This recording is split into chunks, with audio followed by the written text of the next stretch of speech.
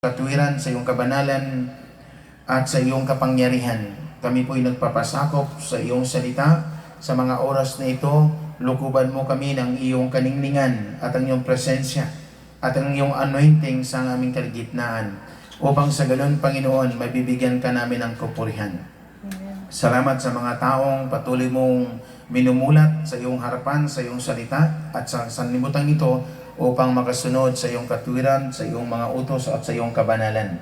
Pagpalain mo ang mga kababayang ito na sa iyong harapan, Panginoon, at pagpalain mo rin, Panginoon, ang mga kalalakihan na nasa iyong panan. At ganoon din, Panginoon, ang mga salita na aming pakikinggan. Naway itago mo ako sa iyong kabanalan, sa iyong katuwiran, sa iyong presensya, sa iyong banal na espiritu, at sa iyong anointing, Panginoon. Ipagkaloob mo sa aming kaligitnaan ang iyong kabanalan upang sa ganun aming pagsalasuluhan at kami mamuhay ayon sa iyong salita. Sa pangalan ni Jesus, in Jesus' name, Amen. Amen. Palakpakan natin ang Panginoon. Okay po, sabihin mo, praise the Lord. Praise the Lord. Okay po, magsiupo po tayong lahat. Ang ating pong pag-aaralan ngayong umagang ito ay ang tungkol po sa Luke chapter 6. Ang talata po ay 27 hanggang 29.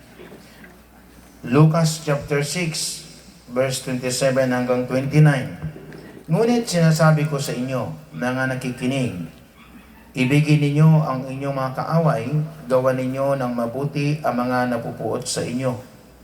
Pagpalain ninyo ang mga sumusumpa sa inyo, idalangin ninyo ang mga umaapi sa inyo. Kapag sinampal ka sa isang pisngi, iharap mo rin ang kabila. Kapag inagaw ang iyong balabal, ibigay mo pati ang iyong baro. Mga kapatid, ang salita ng Panginoon. Palakpakan natin ang Diyos.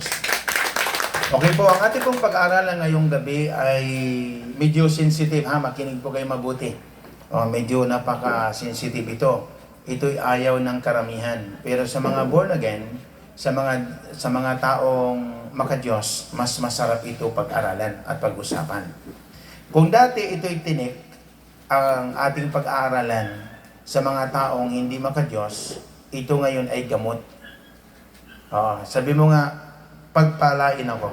Pagpalain ako. Ang tanong, gusto niyo pagpalain ng Diyos? Amen. Okay, kung gusto niyo pagpalain, makinig kayo. Ang ating pong tema ngayon ay ang ibigin ang kaaway. Amen? Amen. Sabihin mo nga, ibigin ang kaaway. Ibigin ang kaaway. Di ba masarap sabihin, pag wala ang iyong kaaway katabi mo. Amen? Amen. Kung wala siya rito, makasigaw ka. At kung wala siya rito, makapagsasabi ka siyang mali, ikaw ang tama. Amen. Pero totoo, pag kayo magkaaway, walang tama doon, kundi kayo lahat ay mali. Wala namang mag-aaway kung hindi kayo dalawa. Although sinabi ng Biblia, ang kaaway ng isang tao ang kanyang sarili. Amen po ba? Amen. Okay, so bago tayo mangaral, bago ko kayo aralan, atin mo nang tuklasin ano yung mga bagay na sino-sino ba ang ating mga kaaway. Okay, so maaari kayo ngayon ay magalit, pero wala akong magawa kundi i-aral. Kasi pasimula ng buhay ito lalo sa inyo mga beginner. Okay. Malimit magkaaway yung magbiyanan. Kaya nga sabi ko sa inyo, pag nag-asawa kayo, huwag kayo tumabi sa inyong biyanan.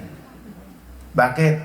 Kakampihan kasi niya ang biyanan, kakampihan niya ang kanyang anak. Kasi anak niya yun Kung ang biyanan ay hindi kumakampi sa kanyang anak, kumakampi sa kanyang manugang, ibig sabihin, baka yung manugang maraming binibigay na pabor sa biyanan.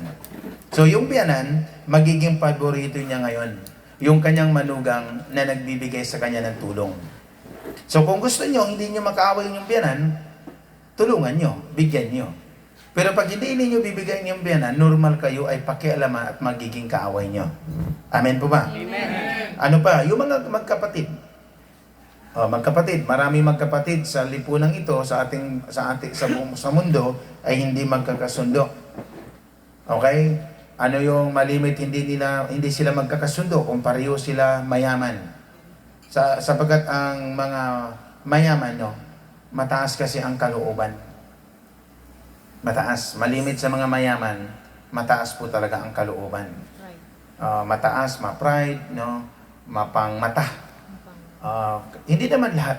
Kasi marami namang mayaman, mga mababait eh. Pero karamihan kasi, ito yung mga taong mga mayaman na walang salita ng Panginoon, no? Ay sila yung mapagmata sa kanilang kapwa-tao. Ano pa? Yung magkapitbahay. Alam mo, ang pinakamabigat, kung ang kapitbahay mo ay kaaway mo, pinakamabigat yan sa buhay tao. Sapagkat, pagkaaway mong kapitbahay mo, bawat oras mo, minuto, babantayan ka niya. Okay? So, pangatlo, ang pinakamabigat din kaaway, pag-asawa mo. Kasi pag uwi niya, pag lumabas siya sa pinto, pag uwi niya, magkaaway pa rin kayo. Amen po ba? Amen. Okay, so pag hindi masettle yan, mapupunta sa hiwalayan yan. Amen po ba? Amen. Okay, so mag-boyfriend. Malimit yan, nagtatalo. Kaya nga sabi ko sa aking mga anak, pag boyfriend nyo pa lang, hindi nyo nakasundo, iwan nyo na.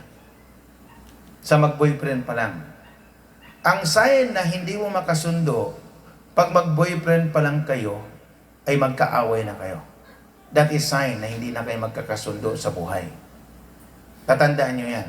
Okay. So kaya sabi ko sa aking mga anak, pag mag-boyfriend pa lang, malimit na kayo magtalo. Halimbawa, nagtatalo kayo sa magkapatid, ay iwanan nyo na.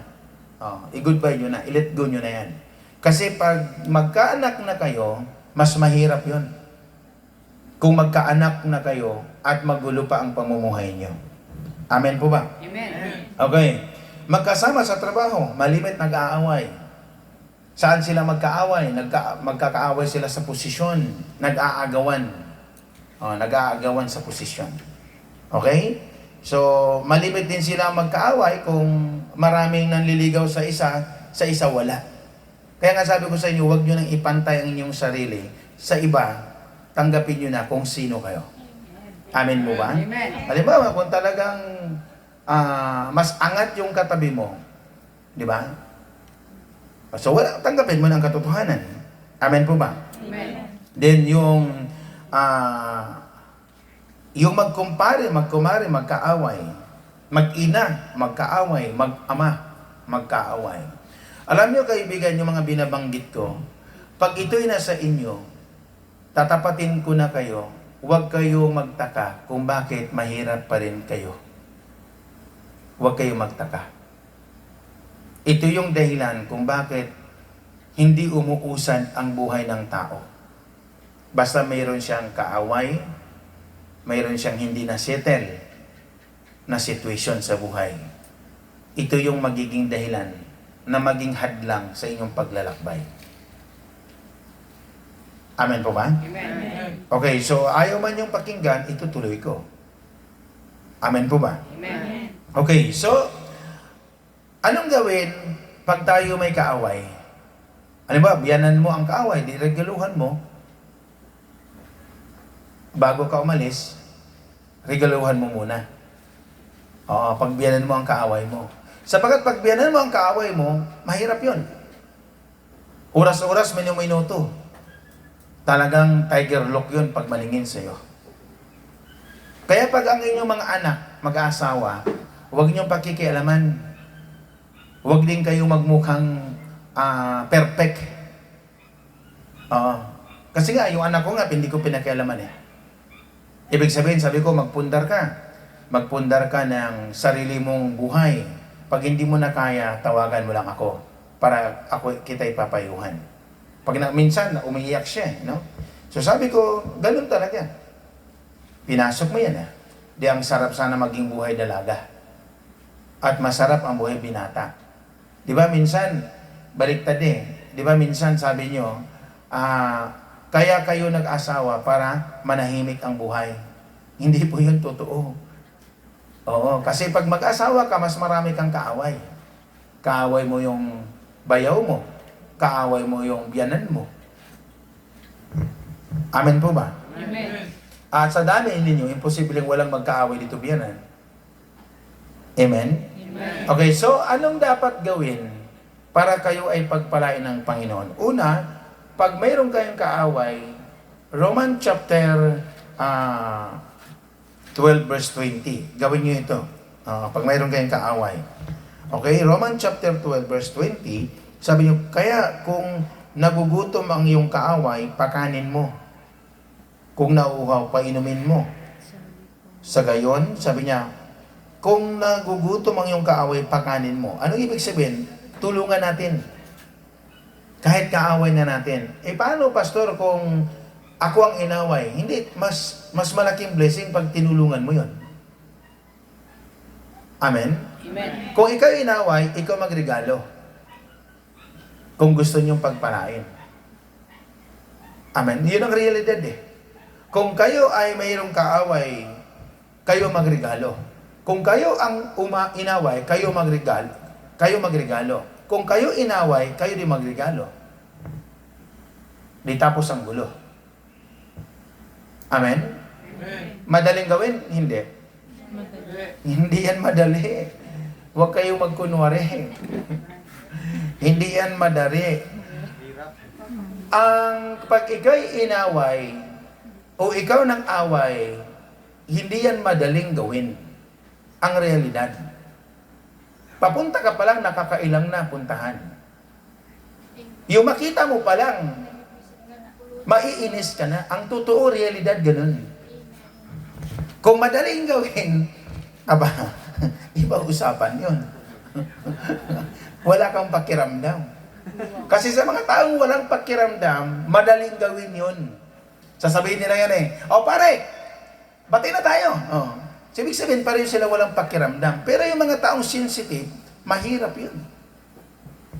Mahirap yun. Kakabahan ka pag magregalo ka.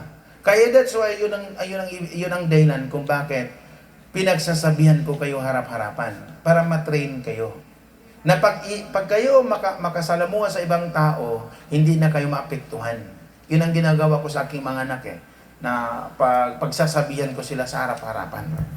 Amen po ba? Amen. So para kayo pagpalain, unang gawin nyo, tulungan ninyo ang inyong mga kaaway.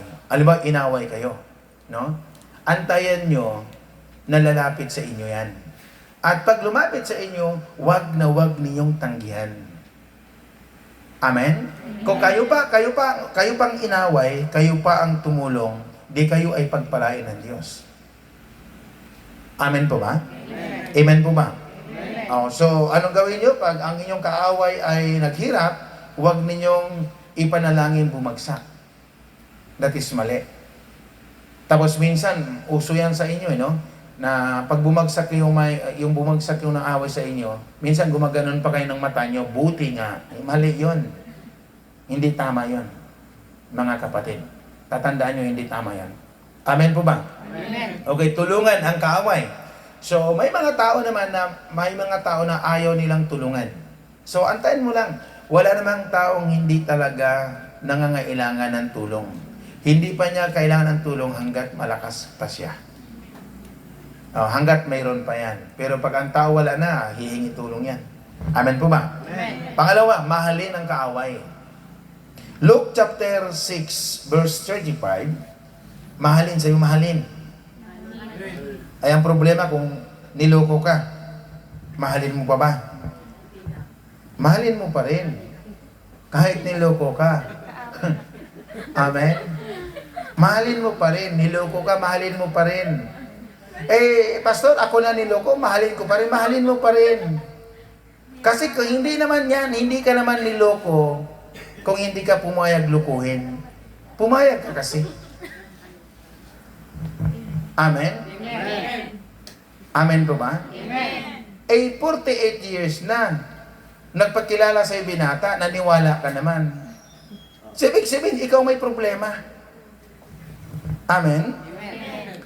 Luke chapter 6 verse 35, sabi dito, sa halip, ibigin ninyo ang inyong mga kaaway at gawan ninyo sila ng mabuti. Iba talaga ang Panginoon, no? Sabihin, ikaw pa yung inaway, ikaw pa yung gagawa ng mabuti. Madaling gawin? Kanina may nagsabing madaling gawin Ngayon. Amen. Amen po ba? Amen. Madaling gawin yan. Basta ipag-pray mo lang sa Lord. Amen? Amen po ba? Sa halip, ibigin nyo ang inyong mga kaaway at gawan ninyo sila ng mabuti. Madaling isipin, madaling gawin. Pero mahirap ito, actual mong gagawin. Madaling tanggapin ang aral. Ang realidad, madaling tanggapin. Madali mo sabihin, yes, Lord. Pero ang totoo, pagkatapos ng aral, kakabahan ka na doon. Kasi tao ka eh. Unless kung talagang convicted ka, gusto mong isettle lahat.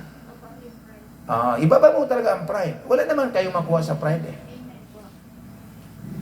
Amen? Alam mo yung mga pinagsasabihan magagalit, ano ba, pinagsabihan kayo ng inyong bisor, pinagsabihan kayo ng inyong kasamahan, pinagsabihan kayo ng inyong manager, at naiinis kayo, kaibigan, pride po yun. Tatandaan nyo yan. Balikan nyo lagi kong sinasabi, yung noon wala pa kayong pera. Yung noon wala pa kayong alam. Yung noon hindi pa kayo nakakasuot ng mga magagara. Madali kang punain. Pero ngayon may pera ka na sa bangko, talagang ayaw mo nang punain. So, ibig sabihin, be careful kasi baka sasabay yung inyong pag-unlad pinansyal, sasabay din ang pagtaas ng inyong kalooban. So, may danger doon. Mas delikado doon. Kasi ang buhay ng tao, minsan nasa taas, minsan nasa baba, minsan nasa alanganin. Kaya lagi ko sinasabi, pag may posisyon kayo, may pera kayo, magagara ang inyong pamumuhay, dapat matututo kayo maging mababa. Mababa kayong maningin, di ba? Mababa kayong makipag-usap, di ba? Kasi makikita yan sa inyong mga ginagawa. Ngayon, pag hindi niya magagawa yan, baka darating ang araw, sa halip kayo talagang i-bless ng Lord, didisiplinahin kayo ng Lord. Tatandaan nyo, hindi nyo hawak ang kapangyarihan ng Diyos. Hindi nyo hawak ang Diyos. Tatandaan nyo lagi yan. So, mahalin ang kaaway. So, huwag kang magkatubiling mahalin. Kasi ikaw man din ay nangangailan ng pagmamahal. So, kailangan mong mahalin. Kaya nga lagi ko sinasabi, bago man lang kayo maghihiwalay, isettle nyo na lahat. Bago man lang kayo umalis, sa pagawaan, sa inyong samahan, dapat isettle nyo lahat. Para pag bumalik kayo, welcome kayo. Amen? Amen. Di ba, naghiwalay kayo. Dapat na-settle lahat. Amen po ba? Amen. Pero madaling sabihin yan, pero mahirap gawin. Pero kailangan gawin para kayo ay pagpalain ng Panginoon. Amen po ba? Amen. So, paano, Pastor, yung mamahalin ko pa yun, yung talagang sumira ng buhay ko? Hindi naman masira ang buhay mo kung hindi mo pinapayagan. Amen? Ano yung pinapayagan? Pinayagan mong mahalin ka. Pinayagan mo ring mahalin mo siya. Huwag nyo, kung pagtitignan nyo kayo mga babae, ang ganda yung mga mata nyo. Huwag kayo magalit sa akin. Inaaral ko lang katotohanan. Ano bang kinalaman ko sa buhay nyo? Amen? Kayo yung nagdidesisyon, mag-asawa, tapos naghihiwalay kayo, nag-aaway kayo. Ako magagalit kayo sa akin. Kayo ang umibig sa inyong mga asawa, hindi ako. Amen po ba? Amen. So kahit pa sinira nila ang buhay natin, dahil tayo ngayon ay nakakilala sa Panginoon, tungkulin talaga din natin silang mahalin. Yun ang pinakasakit na realidad. Kasi pag hindi mo gagawin, hindi ka rin mamahalin ng Diyos. Tandaan nyo yan. Yung hindi mo ginawa ng tama, hindi din gagawin ng Diyos sa iyo. Di ba kanina, sabi niya, madaling gawin ang kaawang mahalin. Di ba ngayon, medyo mahirap lang, amen. Di ba? Amen po ba? Pero magagawa nyo yan. Kayang-kayang gawin, mahalin ang kaaway, basta nariyan ka na sa Panginoon. Amen. Ngayon, hindi mo kayang mahalin. Kung sumira ng buhay mo, tapos ngayon, basta-basta mo nalang mahalin, hindi mo kayang mahalin yon. Kasi sugat pa ang damdamin mo. Sugat pa ang isip mo. Sugat pa ang pangalan mo. Sira pa ang buhay mo. Pero dati ang araw-araw, maghilom lahat yan. Yung pinakaayaw mo, siya mo namang kayang mahalin na. Amen po ba? Amen. Amen po ba? Amen. Okay, so, una, tulungan ang ating mga kaaway. Tulungan natin kasi tayo man din ay tao. Sila din ay tao. Kung mayroon man tayong pinag-awayan, ihiwalay na natin habang tumatagal para tayo makausad sa buhay. Kasi alam nyo kapatid, no? Kaya madali kong sabihin yan sa inyo. Sa personal kong buhay, ang iba sa inyo alam. Kasi kilala nyo ako kung paano magkup-kup ng mga tao. Okay? Alam nyo yan. Pero sa mga kadilihanan, minsan ang pinakamasakit yung minahal mong isang tao, traidorin ka. Mahirap gawin yon. Pero no choice kundi gawin mo yon. Ibig sabihin yung, halimbawa, kinupkup mo na siya, minahal mo na siya, no? Tapos ikaw pa yung ang salungatin.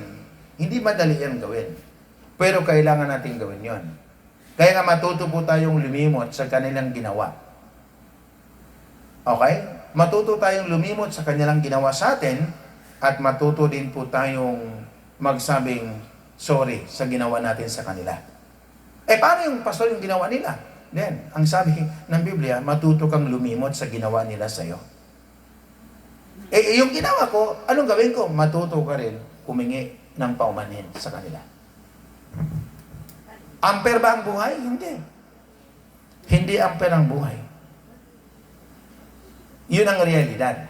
Sapagkat pag hindi mo gagawin yan, kapatid, pag hindi mo gagawin yan, ikaw din ang talo. Ikaw din ang mawalan. Kasi mapapalayo ka sa Panginoon. Amen po ba? Amen. Pangatlo, ito ang pinakamagbigat gawin. Kaya mong tulungan ang iyong kaaway, kaya mong mahalin ang iyong kaaway, pero ito ang medyo mabigat gawin. Ipanalangin mo ang iyong kaaway. Grabe naman yun, Pastor. Hindi, kasi sinabi ng Panginoon eh. Sinabi ng Diyos sa Matthew chapter 5, verse 44. Sabi niya, ngunit ito naman ang sinasabi ko, ibigin ninyo ang inyong mga kaaway at ipanalangin nyo ang mga umuusig sa inyo. Imagine mo, inuusig ka na, sinisiraan ka na, bininta ng pangalan mo sa kapitbahay, tapos ipapanalangin mo. Ipapanalangin mo yun kasi utos, kuman, at dapat sundin. Ipapanalangin mo ang biyanan mo na sinisiraan ka araw-araw sa kapitbahay.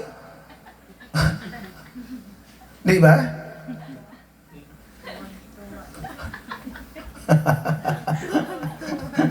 Nagkatuwaan dito.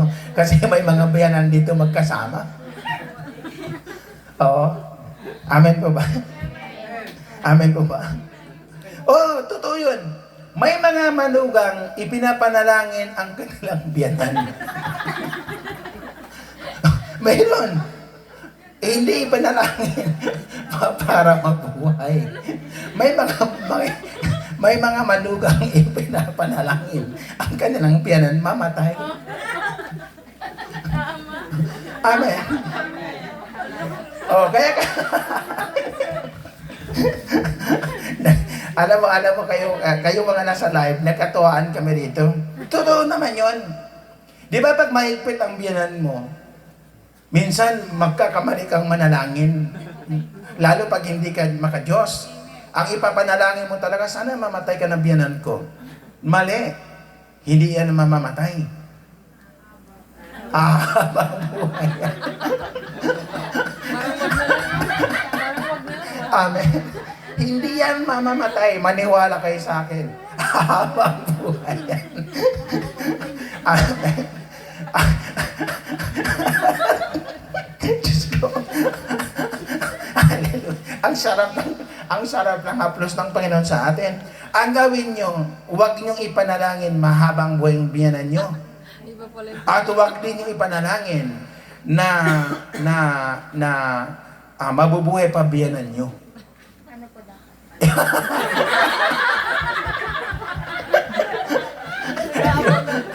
Ipanalangin nyo na tumahimik ang bibig niya.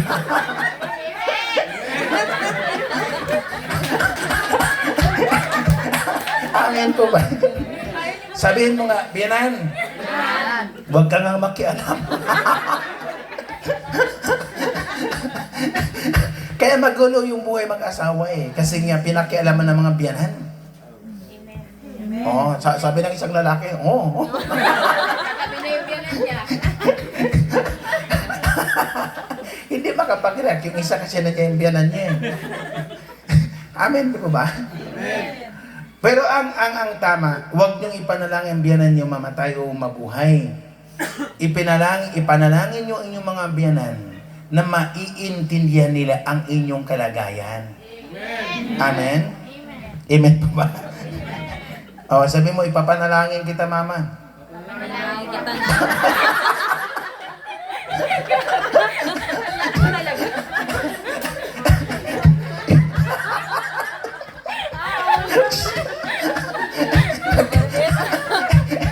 Buti na lang hindi magkatabi. Alam mo, kanina, lumipat ako dito. Sabi ko, sara ko muna pinto, magpipray mo na ako kasi mabigat yung aral. O, sabi ko, paganin mo lang ang aral. Totoo yun. Kasi pag ipanalangin nyo, madapa yung biyanan nyo, hindi madadapa yan.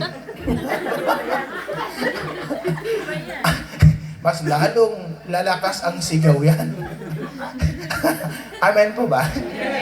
Sabi mo, biyanan, Biyanan. lumayo ka. Hindi na nagsalita. Ayaw na. Amen po ba? Matatapos na ako ang iksi ng aral. Amen po ba? Kaya pag mayroon kayo, pangapat, patawarin niyo ang inyong mga biyanan. Alam niyo kapatid ko, mapalad ako kasi mabait yung biyanan ko. Oo. Alam mo yung biyanan kong lalaki, namatay yun, umiyak ako. Oo, sabi ko, alam niyo ba, habang kami papunta na yung namatay yung biyanan ko, habang ako papunta na sa sasakyan para ilibing na siya, no? Para ilabas sa aking bahay, umiyak po talaga ako, sabi ko, sayang. Talo. Kasi yung biyanan ko, hindi nakikialam yun. O, pag nagtalo kami yung asawa ko, hindi kasi na nakikialam. Tahimik lang siya. Tapos pag dumaan ako sa kanya, sabi niya, kumain ka na, Roy. O, mabait yung biyanan ko eh. O, di ba? Pag mabait ang biyanan, gusto mo pang mabuhay matagal. Pero pag ang biyanan ay pakalamera, gusto mo bang wawala na sa iyong harapan? Tama, mali. Tapos sigaw niyo, biyanan. Biyanan. Binabalaan kita.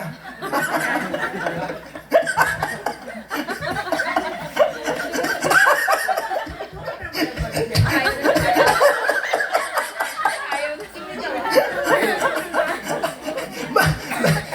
Mabait din itong manugang nito. Ang sabi ko, biyanan. Sabi niya, biyanan. Binabalaan kita. Sabi niya, binabalaan. Uy, mali. Para magiging kasundo nyo, biyanan nyo. Mahalin nyo. Amen. Amen? Amen. Unawain nyo.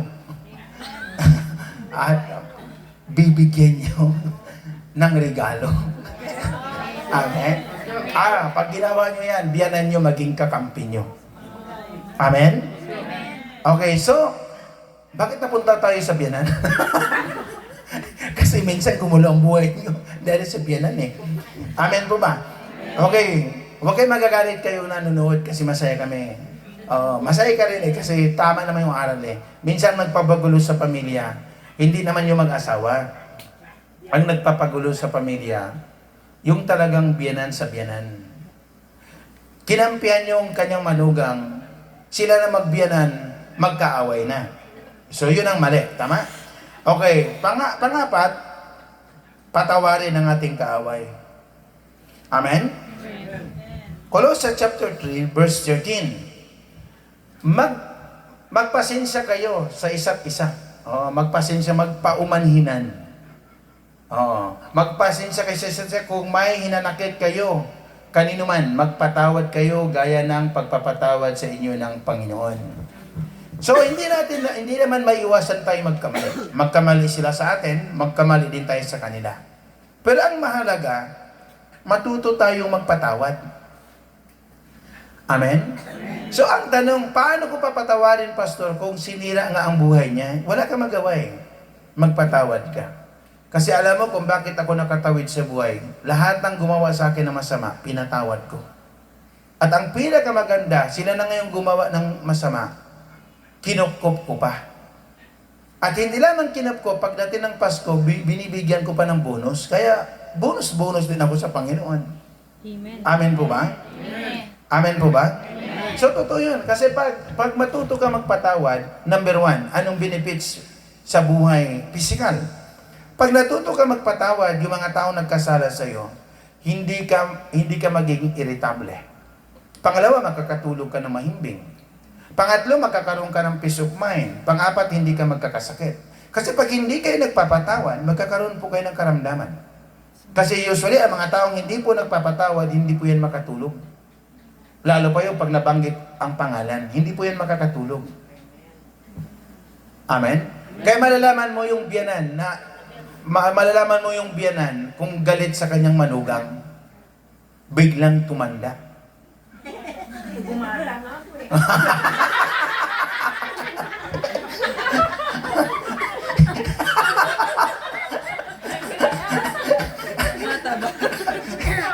Amen po ba?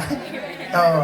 So yung apat gawin. Okay, gawin nyo ito kasi medyo tayo ay pinatutuwa ng Panginoon. Yung presensya ng Lord ay pinapatuwa tayo. Pero tandaan nyo ito, kapatid.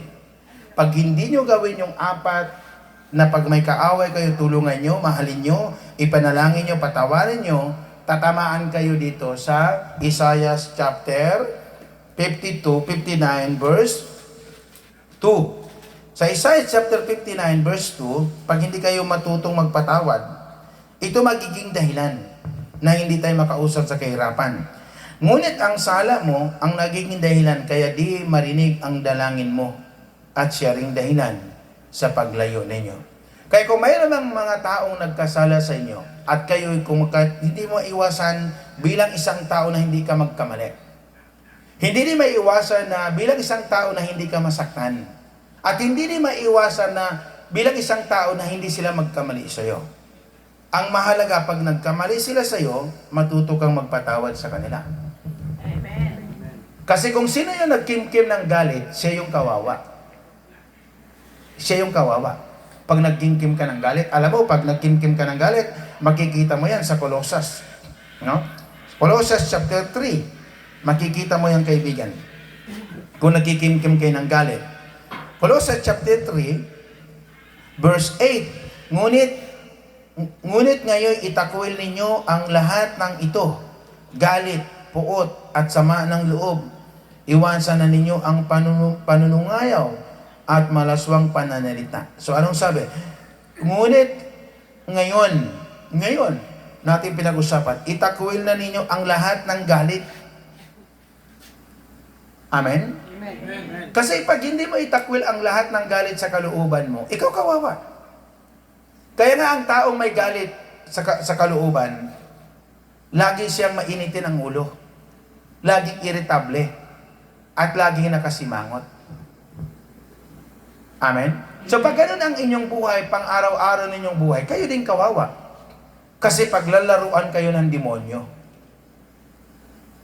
Amen? Amen. Kayo din kawawa, kayo din talo. Sabi ko sa chapter 3 verse 13, magpasensya kayo sa isa't isa kung may hinanakit kayo, kanino man. Magpatawad kayo gaya ng pagpapatawad sa inyo ng Panginoon. So, pansinin nyo, dumaan kayo dyan kasi dumaan naman tayo lahat yan. Pag galit ka, hindi ka makatulog. Limbag ng limbag ka ang isip mo sa taong galit ka. So, pag inabot ka madaling araw, inabot ka ng linggo, inabot ka ng buwan, inabot ka ng taon, 5 taon, 3 taon, din kawawa ka. Kawawa ka. Ikaw din ang talo. Sapagkat sabi ng Biblia, ngunit ngayon itakwil nyo ang lahat ng ito, galit, puot, at sama ng loob. Itakwil. Ibig sabihin, itapon, pakawalan, alisin ang lahat ng galit sa iyong kalooban. Sabat pag hindi mo gagawin yan, kapatid, ikaw din talo. Magiging spiritual dryness. Ibig sabihin, pag sinasabing spiritual dryness, umaatin ka ng mga service, umatin ka ng church, umatin ka ng mga activities ng church, umatin ka ng Bible study, hindi ka magiging masaya. Kasi nangibabaw ang galit. Kaya pag galit ka, dapat alamin mo kanino ka nagagalit, bakit ka nagagalit, ano ang iyong gagawin sa galit. Kasi mamaya, galit ka, pero ikaw ang naging dahilan. Amen? Galit ka, pero wala namang gumagawa sa iyo ng masama. May mga taong ganun na wala namang gumagawa sa kanila masama. No, kasi ito ang pagkaiba ng aking natuklasan sa sanlibutan ito. May mga tao na pinaalalahanan ang dating sa kanila pinapagalitan. That is something wrong. Kung ganun ang ating pagkatao. Kasi iba yung pinaalalahanan at iba yun din yung kinukorek ka at iba din yung pinapagalitan ka. Magkakaiba yun. Kasi may mga tao, pinaalalahanan ng nagagalit sila. So, ibig sabihin, mas nagiging mataas ang iyong kalooban. Di ikaw ngayon ang kawawa. Ikaw ang talo. Sapagat ang tao, pag may sama ng loob, may hinanakit sa kapwa, at may galit sa kapwa, siya yung pinaglalaruan ng demonyo. Kaya kapag kayo mananalangin kapag kayo magpe-pray, mas ipag-pray nyo ang pagtutuunan nyo ang sarili na, Lord, ikaw nakaalam sa aking kalooban, ikaw nakaalam sa aking pagkatao, ngayon inilapit ko aking sarili at baguhin mo ito ng lubusan para makita mo ang kaningningan ng sanlibutan.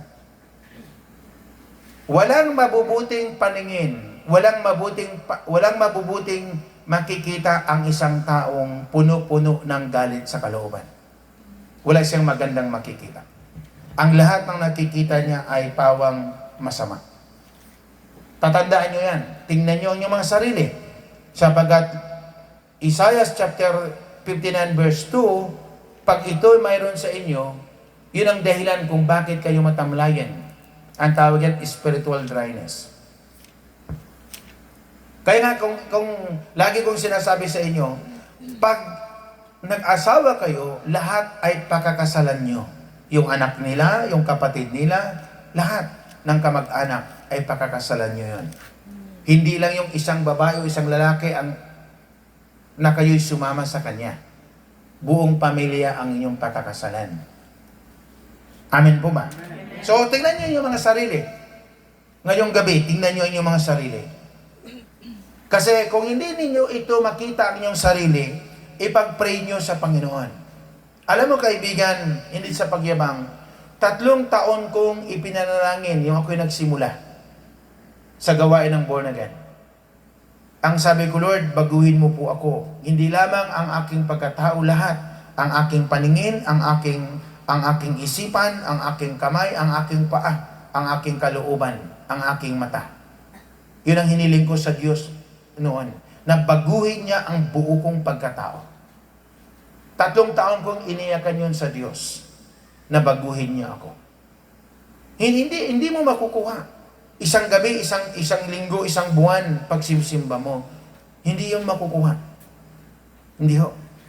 Kaya nga kung mayroon man kayong hihilingin, ang hilingin nyo na kayo'y baguhin ng Diyos. Sapagkat pagpalain man kayo pag hindi kayo nagbago, wala rin kwenta. Tatandaan nyo yan. Amen po ba? Amen. So, Colossus chapter 3, patawarin ang ating kaaway, sapagkat tayo man din ay nagkakamali, tayo man din ay nagkakasala.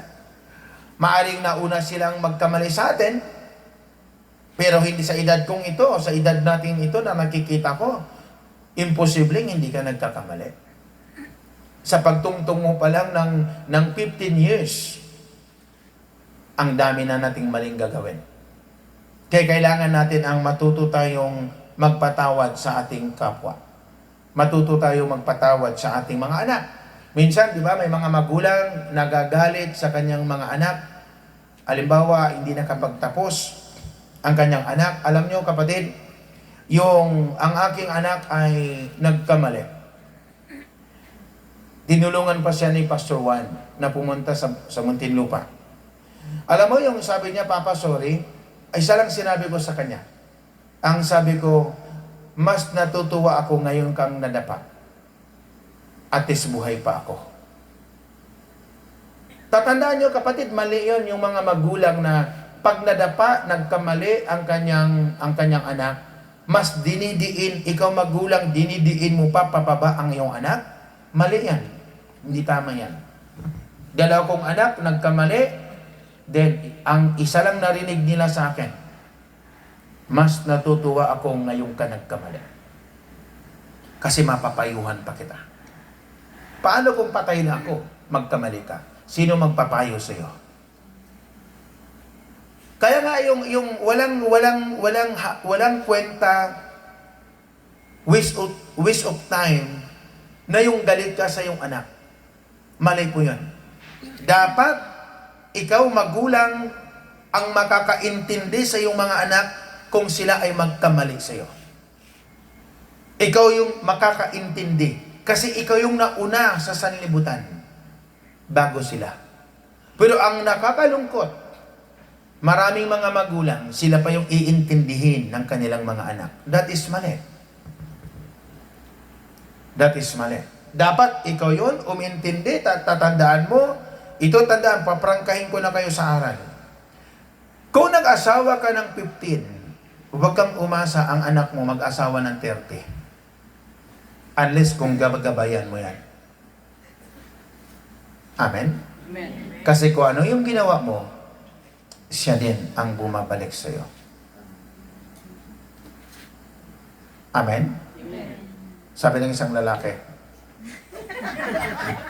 ang itutunuturo niya yung kanyang asawang babae. Huwag ka magturo. Makinig ka lang sa aral. Kasi pag uwi nyo, dapat ma-realize nyo, hindi para kayo magtalo pag uwi nyo. Kasi itong ating pag-aaralan, that is correction. Kinukorek ka ng katotohanan. Amen po ba? Halimbawa, nagpaaral kayo ng college, third year college na, 1 taon na lang, nag-asawa pa. Fourth year college na, nabuntis pa. Bakit ka magagalit? Ikaw nga, hindi ka man nakapag-college, nabuntis ka rin eh. Amen? Huwag ka magmamalinis nanay, tatay. Kung ano mang ipinakita ng sitwasyon ng anak mo sa iyo, dahil yun ang ginawa mo, yung ikay nasa kabataan pa. Kaya kung mayroon man kayong pagsisihan, yung lahat ng inyong ginawang kamalian, pagkukulang, siya mong iluhod mo sa harapan ng Diyos. Para hindi danasin ng anak mo ang dinanas mo. Amen? Amen. Amen po ba? Amen. So pag may mga anak, kasi alam mo kapatid, sinuri ko, hindi ako nakapag-college, pero sinuri ko ang buhay college. Kaya ganun na lang kataas ang respeto ko sa mga profesional. Yung pangalawa kong anak, kagagraduate lang, ang taas ng respeto ko. Sabi ko, napakapalad mo. Hindi ka naman pangit. At least nakapagtapos ka. Amen po ba? Amen. So, dapat ikaw nanay, magiging kakampi ka ng iyong anak. Ikaw tatay, magiging gabay ka ng iyong mga anak. Hindi dapat ikaw tatay, kaaway ng iyong mga anak. Ito pang pinakamalungkot na nasaksihan ko sa sanlibutan ito. May mga magulang, mas itinutulak nila ang kanilang anak mag-asawa na. Bakit? Napapagod ka ba, tatay, nanay? Bakit mo tinutulak ang iyong anak mag-asawa na sa murang edad? Bakit, nanay, tatay, napapagod ka? Eh, bakit ka nag-anak? Amen? Amen. Bakit ka nag-anak? That is mali. Ipamana mo ba ang kahirapan ng iyong dinanas? No. Sabi nga ng aming profesor wala namang problema Sabi niya, wala namang problema kung ipinganak kang mahirap. Pero ang laking pagkukulang pagkakasala, namatay kang mahirap. Imagine mo, sabi nga ng manager nyo, nakaraan sinabi sa akin, kung noon pa ako nag-ipon, dapat ngayon mapera na ako. Mabuti na lang, napunta pa sa dito. Amen?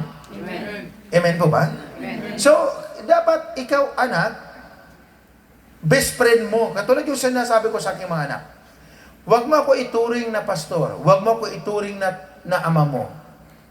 Ituring mo na lang akong kaibigan mo.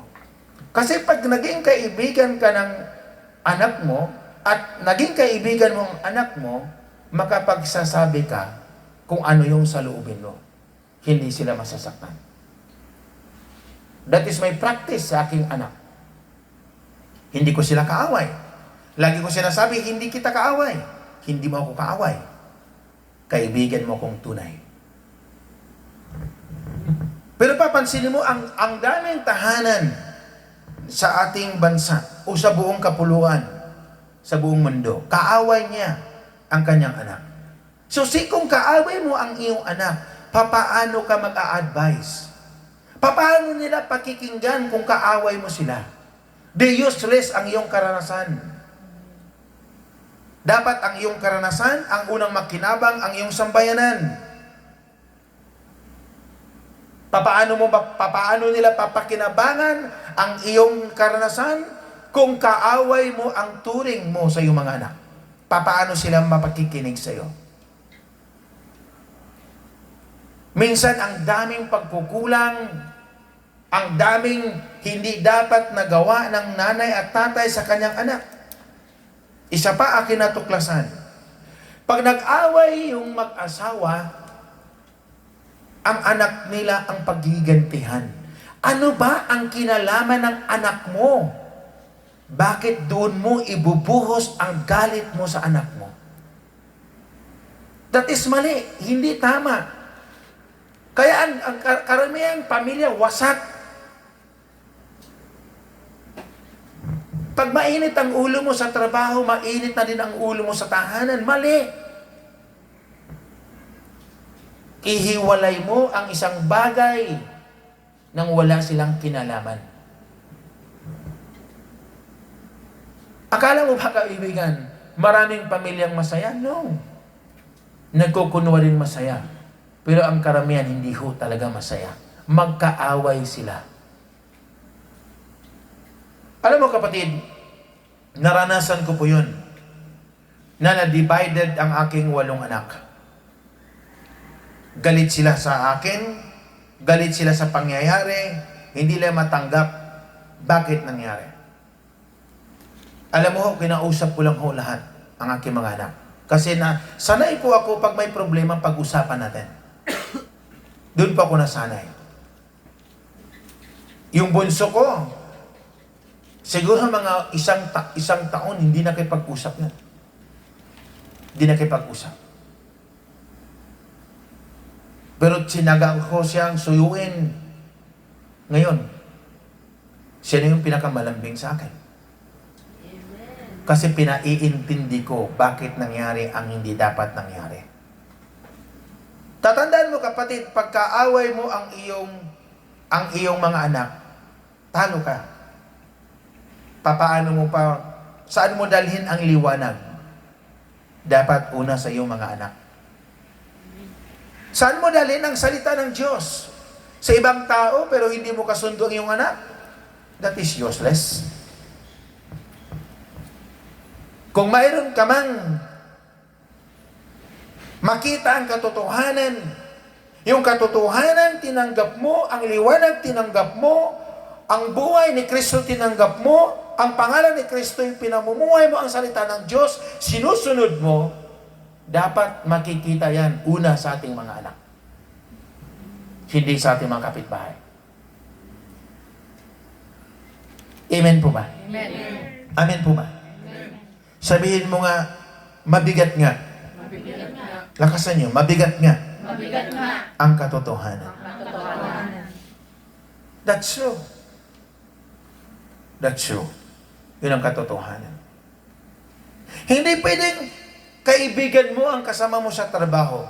Hindi pwedeng kaibigan mo, ka-close mo ang manager mo. Hindi pwedeng ka-close mo ang amo mo. Hindi pwedeng ka-close mo ang kapitbahay mo. Pero anak mo, hindi mo ka-close. That is something wrong, my dear brothers and sisters. Kung mayroon ka mang ayusin, mayroon ka mang gawin, anak mo muna ang magiging ka-close mo. Alam mo kaibigan, Sa hindi akalain, wala sa plano, pero nangyari. Yung Sunday, kasama ko sila. No? Pagkatapos namin kumain sa mall, sabi ng pangalawa kong anak, Papa, magtagaytay kami. Sabi ko, dapat uwi na. Hindi pa, gusto niya magtagaytay. Sabi ko, magkano budget? Sabi niya, 5K. O, sige. Kasi kung ano yung gusto nila, ang ginagawa ko, kaya naging kaibigan ko sila, kung ano yung ginagawa nila, isa lang sinabi ko, saan ka man mapunta, magpaalam ka lang, mag-text ka lang, o tumawag ka lang. Para alam ko kung saan ka naroon. Alam mo ba yung mga nanay, ayaw niyang palabasin yung mga anak nila sa gabi? Kasi yung nanay noon may nangyaring masama. Bakit di mo sabihin sa iyong anak ang totoo sa nangyari sa buhay mo? Bakit maraming magulang gusto niya maging totoo yung anak nila, huwag sila magsinungaling, pero bakit ikaw, nanay, nagsinungaling sa iyong anak? Tapos magdidiman ka, magiging totoo sila sa iyo. That is something wrong. My dear brothers and sisters, kung mayroon ka mang ipagdasal ngayong gabi, yung iyong sarili matanggap mo ang katotohanan at matanggap ka ng iyong mga anak ang katotohanan. Kasi pag nagsimula kayo sa bahay magkasundo, tapos lahat ang iyong kaway, makakasundo mo yan. Magsisimula ka sa bahay, patungo palabas, patungo sa iyong manager. Kaya nga sabi ko sa inyo hanggat hindi ninyo pakikinggan ang manager nyo, hindi kayo uusad, babalik din kayo doon sa manager nyo. Kasi hindi ako nagbubuo ng team para magkagulo-gulo. Nagbubuo ako ng team para magkakaisa at magmamahalan sa isa't isa. Amen po ba? Amen. Purihin natin ang Diyos. Amen. Amen. Palakpakan natin ang Panginoon. Sabi mo, ang sarap ng katotohanan. Yes. Pag tinanggap ang katotohanan, lalaya ka. Amen? Pag tinanggap ang katotohanan, magsimula ka. Aayos yung buhay mo, aayos yung isip mo, aayos yung paningin mo, aayos yung tainga mo, then makakalaya ka. Amen po ba? Amen. Naalala ko yung isa kong kapatid. Sabi niya, I think kung nanonood ka, mapalad ka kung nanonood ka. 3 taon daw dinamdam niya ang sinabi ko. 3 taon. Kaya hindi yun tumatawag Ka-close ko yun, ka-best friend ko yun. Yung kapatid ko yun. Kami yung nagsama na walang ama at ina. Kami yung magkatabi. Kami yung nagdadamayan. Kaya nakita ko ngayon sa kanilang 3 magkapatid Kami yun. Kami yung nagtutulungan. Siya yung taga-saing. Pero isang time na hindi niya matanggap ang aking sinabi. Dinamdam niya 3 taon. Ang sabi ko, so ano nangyari sa 3 taon? So pag dinamdam mo, sumama ang loob mo, hindi ka nagpatawad sa 3 taon, 2 taon, 1 taon, 10 taon, ang dami mong pinalampas na pagkakataon, na oportunidad na dapat biyaya ang dumarating sa iyo. Amen. Kaya kung lahat ng gumawa sa iyo na masama, pakawalan mo ngayong gabi. Ang lahat na nangloko sa iyo, pakawalan mo ngayong gabi. Ang lahat ng umaway, nanira, nagnakaw sa iyo, pakawalan mo ngayong gabi. Kasi pag ginawa mo yun, kapatid, ikaw yun ang pagpalain ng Diyos. Palakpakan natin ang Diyos. Sabihin mo, Satanas, tapos ka ngayong gabi. Tapos ka ngayong gabi. Amen? Amen. Yes. Alam mo, mahirap gumising na masamang loob mo. Mahirap din matulog kung may galit ka sa kapwa mo. Mahirap yun matulog, kapatid. Tatandaan mo yan. Walang pinatutulog ang demonyo sa masama ang loob ng tao. Di niya patutulugin yun. Ipaalala niya lagi sa iyo ang kanyang ginawa at ang kanyang pangalan. Kaya ikaw din talo. Kapatid, mapalad ka ngayong gabi. Sa simula, pinagaan ng Diyos ang kalooban mo. Pero sa kaligitnaan ng aral, kinausap ka. mapalad ka. Kasi nais ng Panginoon lumaya ka. Amen po ba? Amen. Sumigaw nga kayong lalaya ako. Nalalaya ako. Sigaw yung walang utos. Nalalaya ako. Amen. Amen. Sumigaw ka ng walang utos. Amen? Amen. Lalaya ka. Ang sarap ng feelings na malaya ka. Pagising mo, magaan. Pagising mo, mapayapa. Pagising mo, masaya. Pero pag hindi ka malaya, pagising mo sa umaga, mabigat na ang kalooban. Amen? Amen. Paano, pastor, kung siya talagang gumawa ng mali sa akin, patawarin mo. Kung gusto mong lumaya, patawarin mo. Ang pagkimkim ng galit, puot, hinanakit sa kapwa ay kasalanan. Kung bakit ako nakatawid sa buhay. Nag-forgive ako sa mga taong, alam mo, pinakamasakit. Kaya naintindihan ko yung pangalawa kong anak eh. Naintindihan ko. Yung dinaanan ko, dinaanan niya. Alam mo ba kapatid, na pinakamasakit sa buhay ng tao, yung taong inasahan mo, pagkatapos iiwan ka, yung bagsak buhay mo. Pinakamasakit yun. Alam mo ba kaibigan, yung ako po'y bumagsak ang negosyo, hindi dahil nagluko.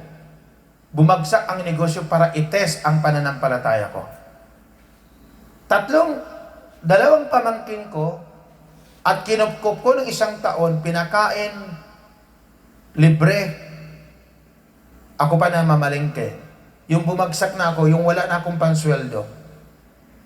Nakaupo ako sa lamisa, kumuha ng bag, tumalikod, umalis sa pintuan ng Muntinlupa, ni hindi man lang nagsabi, "Sir, alis na po ako." Yun ang pinakamabigat ng pinagdaanan ko bilang isang negosyante. Alam mo, talagang habang sila paalis, tiningnan ko ang bawat hakbang ng kanilang paa. At tumulo yung luha ko, isang tanong na tanong ko. Sabi ko, ganito ba, Lord? Lahat ginawa ko. Pero ba ito ba ang ipapalit? Yung ako'y nangailangan, ako'y nalang iwan at wala man lang paalam. So nagkaroon po ako ng hinanakit doon. Nagkaroon po ako ng galit doon. 2 weeks po yun. Kaya ang sabi ko, pag ako pagpalain, hindi na taga ako tutulong. At pag ako pagpalain, hindi na ako magiging mabait. Habang tumatagal, nagpipray, ginamit ko na yung pagiging pasto ko, ginamit ko na yung pagiging born again ko, mga strategy na malalampasan ang gawa ng demonyo, lalong bumibigat ang kalooban ko. Nag-change ako ng prayer. Na ang sabi ko, Lord, pagpalain, kung pagpapalain mo pa ako, kung mayroon pang natitira ang RAC sa langit, ngayon kailangan ko. Pero kung ako'y pagpalain mo, Panginoon, tutulong pa rin ako. Pinapatawad ko yung 3 tao. Kinalimutan ko, Lord, alisin mo sa isip ko, sa balintataw ko, sa mata ko, na kung maalala kong pangalan nila at maalala ko ang ginawa nila, hindi na ako masasaktan. That's why, kung bakit pa rin hanggang ngayon tumutulong ako. Amen. Amen? Amen. Bakit? Pag nag-pray kang masama, hindi ka diringgin ng Diyos. Pag nag-pray ka, pakinabangan ka ng Panginoon at makilala ang kanyang kapangyarihan, diringgin ka on the spot. Pag-pray ko ngayon, ng tanghali, linggo yun, lumuhod ako sa harapan ng bodega ko. At yung pinto na yon sinara ko. Pinaalis ko ang lahat ng tao, pati mga anak ko, asawa ko, pinauwi ko. Sabi ko, uwi kayo.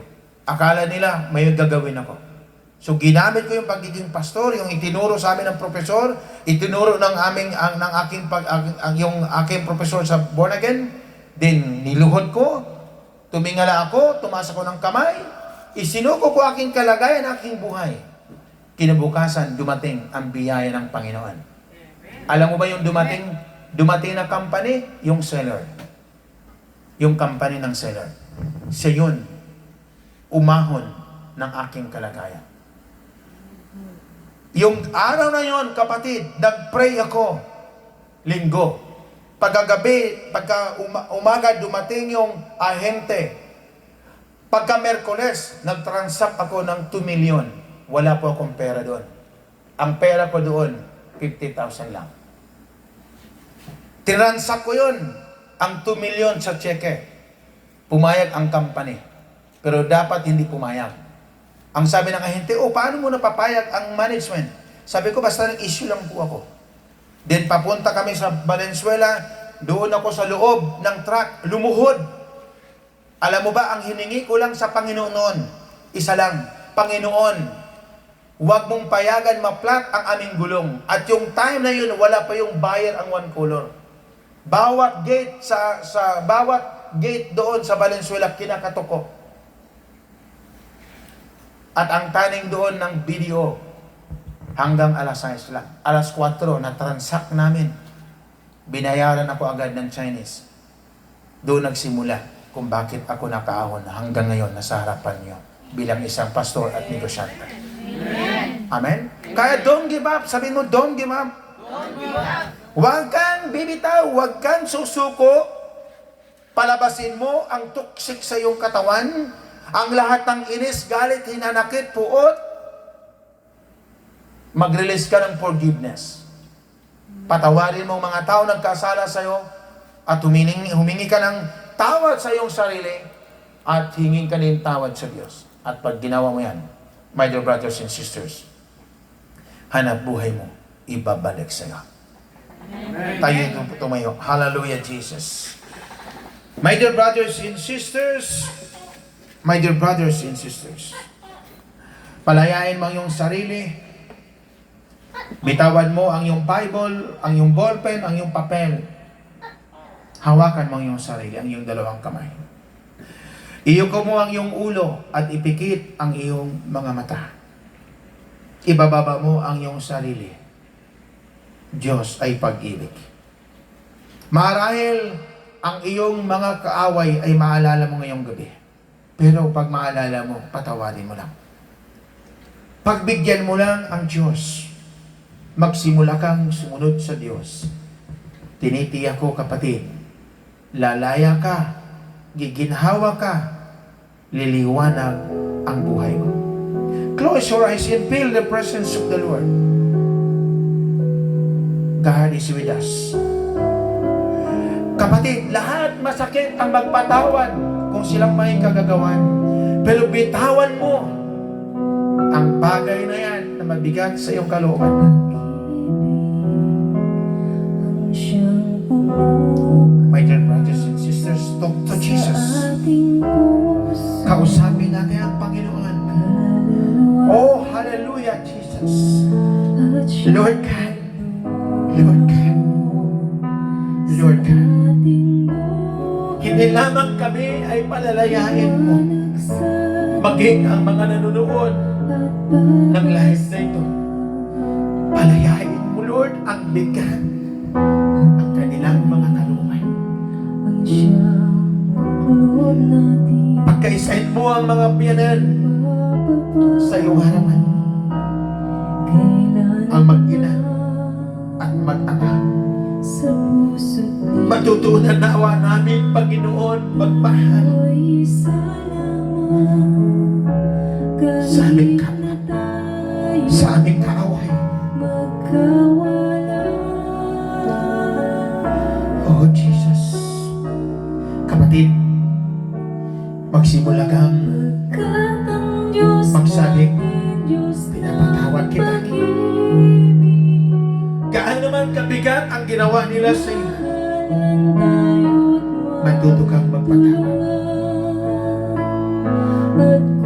Kung anak mo man ang iyong kaaway, kapatid mo man ang iyong kaaway, kapitbahay mo man ang iyong kaaway, manager mo man ang iyong kaaway, kapatid, mag-release ka ng pagpapatawad para lumaya ka lang sa sanlibutan ito.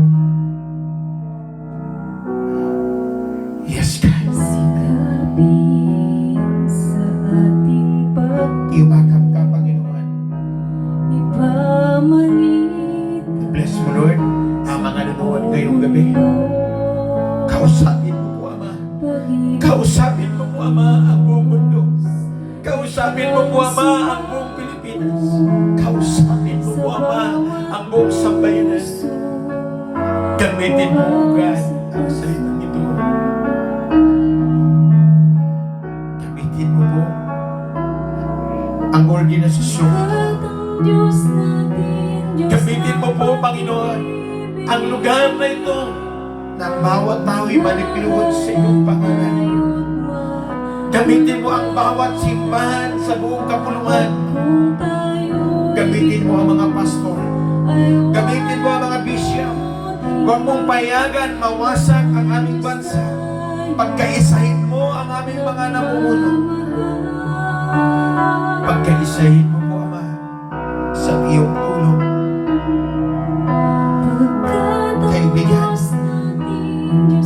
Kaibigan, ikaw Ama, ikaw Ina, ikaw ang uunawa sa iyong mga anak. Ikaw yung panganay, ikaw yung maaawa, ikaw yung uunawa sa iyong bunso. Kapatid, kung kayo ngayon nanonood, magkapatid, iyakapin mo. Iyakapin mo ang iyong anak. Iyakapin mo, kapatid, ang iyong katabi. Kung kayo man dito, narito ngayon, kung may hinanakit kayo sa isa't isa, matuto kayong magpatawad. Matuto kayong yumakap sa iyong kastabi. My dear brothers and sisters, hindi nagbibiro ang aral na ito. Ang Diyos ay kumakausap sa iyo, kumakausap sa akin, kumakausap sa mga nanonood, at kumakausap sa mga nakikinig. At pagbibigyan mo ng sandali ang Diyos sa iyong buhay, makikita mo ngayong gabi, uuwi kang magaan, mapayapa, masaya ang iyong buhay. My dear brothers and sisters, sabang ka na kayo ko, talk to Jesus.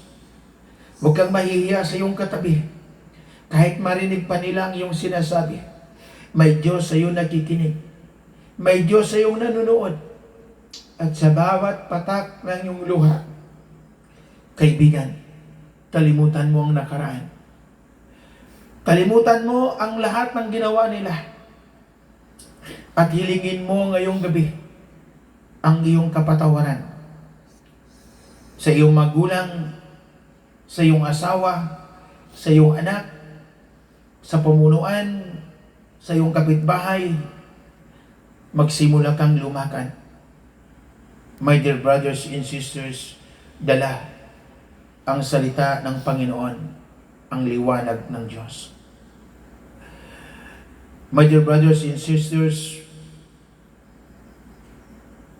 awitin po natin ang He Will Carry You. Kapatid, sa oras na ito, close your eyes and feel the presence of the Lord. Yayakapin ka ng Panginoon sa kabila ng mga bigat ng buhay. Kayong mga may makaramdaman na nanonood sa inyong mga tahanan, maniwala ka lang sa Diyos. Magtiwala ka lang sa Diyos. Kahit wasakyan ang iyong mga anak, bubuhuin ng Diyos yan. Kahit wasakyan ang iyong pamilya, aayusin ng Diyos yan. Magtiwala ka lang sa sinasabi ng Panginoon. Ang hindi mo magagawa, ay magagawa ko sa mga taong naniniwala sa akin. Kaibigan, sa mga oras na ito, huwag na huwag mong talikuran ang iyong biyanan. Ang iyong biyanan ay kadugtong ng iyong asawa. Huwag mong talikuran ang iyong ina at ama, ang iyong anak, ama at ina. Karugtong mo sila ng iyong bituka. Karugtong mo sila ng iyong dugo. Kapatid, feel the presence of the Lord because God is with us. Ang Diyos ngayon kasama mo. Makikinig sa iyo. Nakikinig sa ating lahat. Hindi lamang tayo pakikinggan niya, maging ang mga nanonood ng video ito. Hallelujah. Oh, Jesus. Napakabuti mo, Panginoon. Napakabuti mo, Diyos, sa mga taong tumawag sa iyo. Napakabuti mo po, Ama, sa mga taong nagpapasakop sa iyo. Napakabuti mo, Panginoon, sa mga taong tumatawag sa iyo.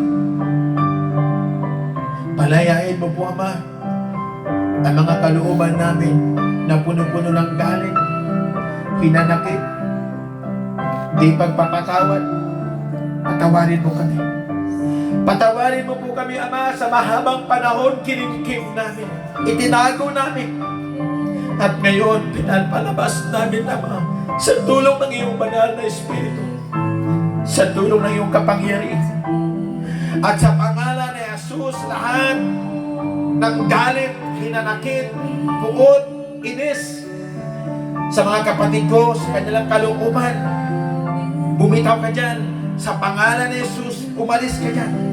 Sa mga taong sa haraking mga harapan. Dalangin ko din po, Ama, sa mga oras na ito. Payagan mo makalapit kami. Makalapit kami sa iyong kalingningan. Makalapit kami sa iyong kabanalan. Makalapit kami sa iyong harapan. At makalapit kami maging malaya. Makalapit kami walang itinatago. Makalapit kami na magniningning ang kalangitan ng iyong mga anghel. At makalapit kami sa iyong harapan at magkapagsasabi sa iyo, salamat naman. Na sa pamagitan ng mensaheng ito, pinalaya mo din kami. My dear brothers and sisters, malaya ka na. Malaya ka na. Pinatawad ka na ng Panginoon. Ang mga taong nanakit sa iyo, pinatawad mo na rin. At huwag ka nang bumalik pa noon sa mga bagay na nagbigay dilim ng buhay mo. Huwag ka nang bumalik. Umusad, lumakbay, nadadala ang kaningningan, dala-dala ang kabanalan ng Diyos, dala-dala ang salita ng Panginoon. My dear brothers and sisters, ganon ang Diyos, ganon siya kasarap pag siya'y nangusap. Sabihin niyo, Panginoon, sa gabing ito, taos puso ko pong pinasasalamatan ang iyong salita na ngayon inihayag mo sa aming harapan. Salamat, Panginoon, sa pagmulat mo, sa pagkilos mo ng iyong kabanalan sa aking kalooban na naging dahilan na ako'y ngayon ay maging malaya, mapagpala at magtagumpay sa aking kinakaharap. Hindi na po ko babalik sa aking pinanggalingan. Hindi na po ko babalik sa kadiliman na aking tinatahak. At lahat ngayon, Panginoon, ay aking itinagtakwil at tinatanggap ko ang buong buo, ang iyong salita, ang iyong pangalan, at ang katotohanan. Ang siya pong nang umuukit sa aking kalooban. Simula ngayon, sasambahin kita sa Espiritu at katotohanan. Salamat, Panginoon, sa bagong buhay na aking tinanggap ngayon, na sa tulog mo ay inilapat mo sa aking pagkatao. Sa pangalan ni Jesus, in Jesus' name, Amen. Amen. Magandang gabi, pagpalain kayo ng Panginoon.